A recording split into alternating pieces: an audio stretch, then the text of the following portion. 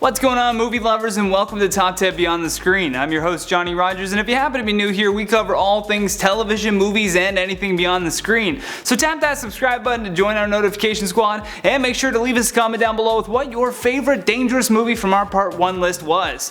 Also, make sure you stay all the way until the end because you won't believe our number 1 spot.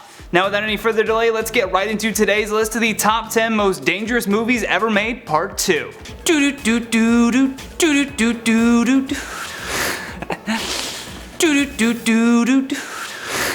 In at number 10, Zero Dark 30. I'm not gonna help you. I'm gonna break you. Directed by Catherine Bigelow and written by Mark Boal, this movie was the dramatization of the nearly decade-long manhunt for the Al-Qaeda leader Osama bin Laden. The real-life events that led to his assassination were met with a ton of criticism, and as such, so did this movie. The film included a lot of very graphic torture scenes, which in turn displayed to the general public that the American military had the approval to perform these horrendous acts of violence. Following the film's release, lawmakers went after the CIA and the Defense Department, accusing them of leaking classified information about US interrogation tactics to the filmmakers. According to the Defense Department's general report, they said that then CIA Director Leon Panetta mentioned secret military information at an award ceremony attended by the film's writers. This resulted in much of the film team becoming terrified that some government officials would come after them for exposing classified secrets.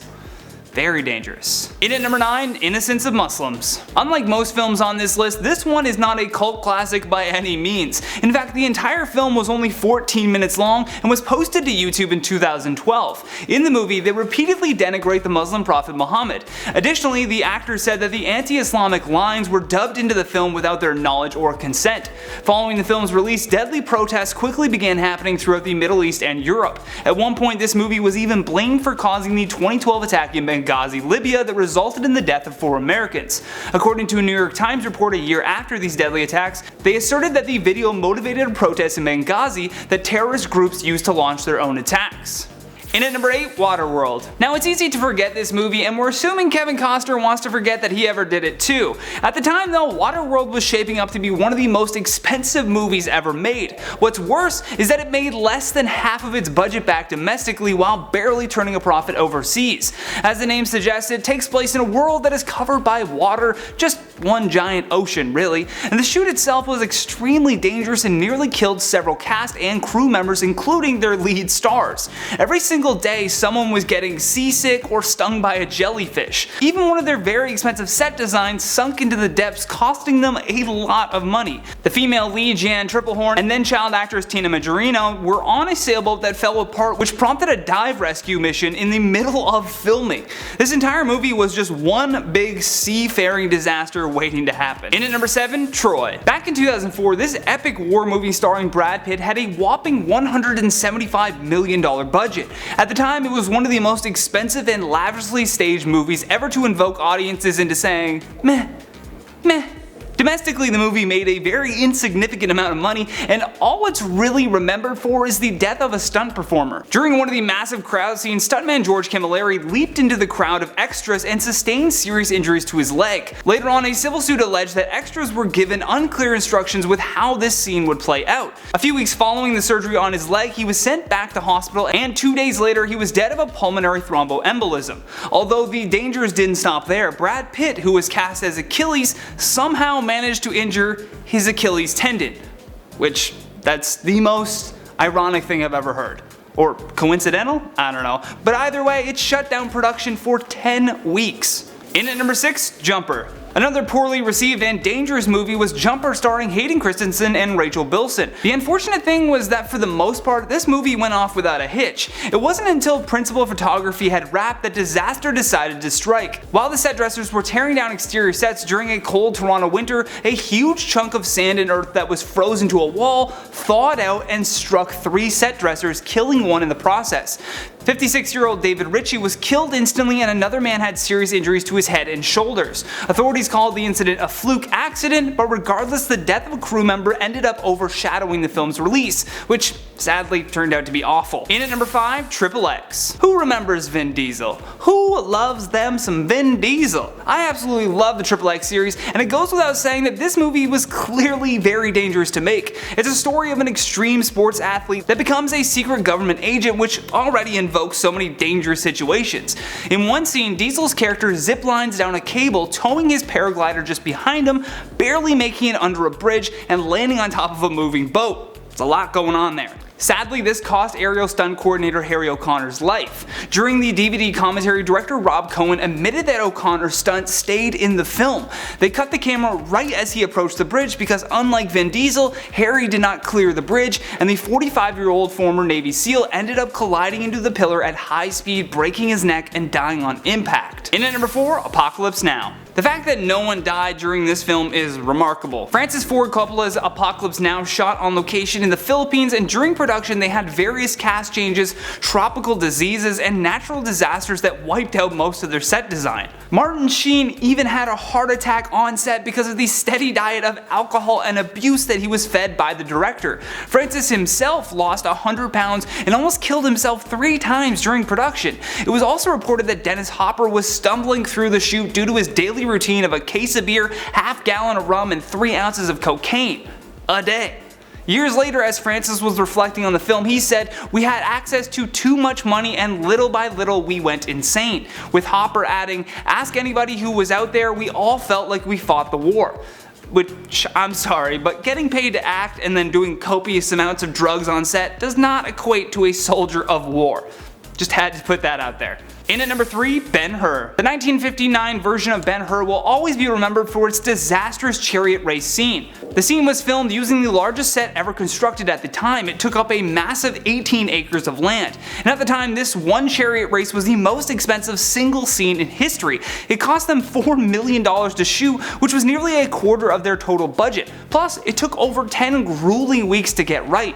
The reason why this scene looks so dangerous is because it truly was. As you can imagine, they had chariots crashing, toppling over, and even piling up at one point.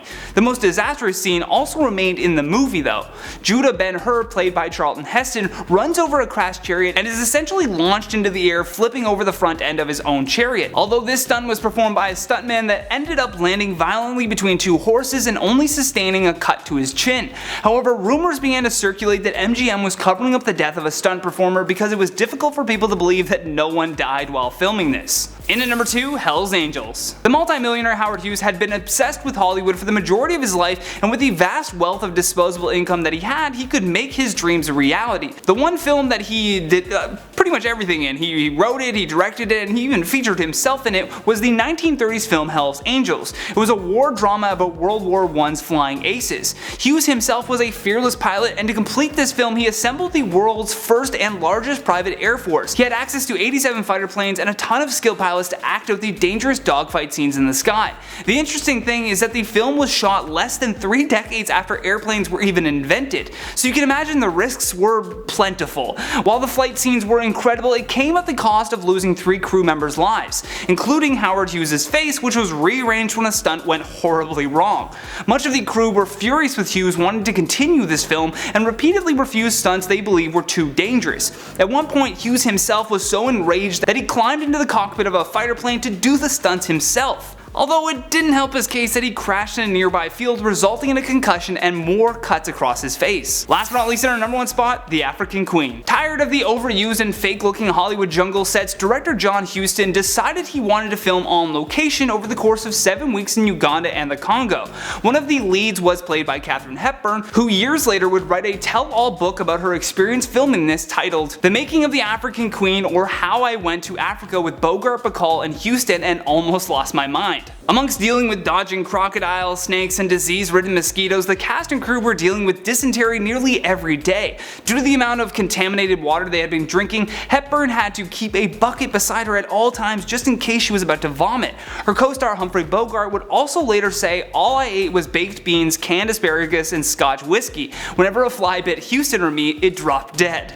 They both received Oscar nominations for their roles, with Bogart getting his first and only Oscar for the movie, although I highly doubt winning an Oscar was worth going through all of this trouble.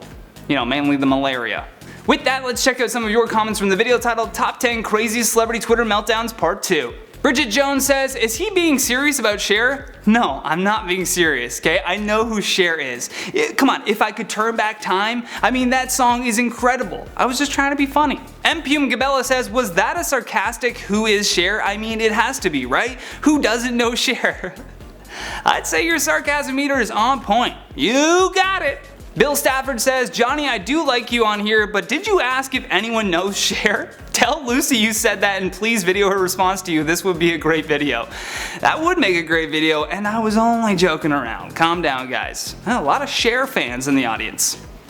Jen AF 2018 says, hey Captain Bacon, this is by far the funniest video you have done. Hilarious, well done. Captain Bacon, I like it. And thank you so much, Jen. Happy someone understood my sarcastic Cher trolling. He says, Cher and Ted Nugent, are you serious? I think you are the one that needs Google. Wow, you are clueless. Oh, I'm super serious. I'm super furious. And you must be super unaware of sarcasm. Try giving that a Google. Go on, give it a Goog. And that has been the top 10 most dangerous movies ever made part 2. Thank you for watching, and if you enjoyed this video, then show us some love here by tapping that like and subscribe button. Oh, and thank you to our editors for making me look so good. Now Zoidberg is the popular one. And make sure you leave us a comment down below with your thoughts on this list. Plus, for more videos like this one, all you gotta do is tap that playlist when it pops up on the screen. From Top 10 Beyond the Screen though, my name is Johnny Rogers saying until next time, stay classy.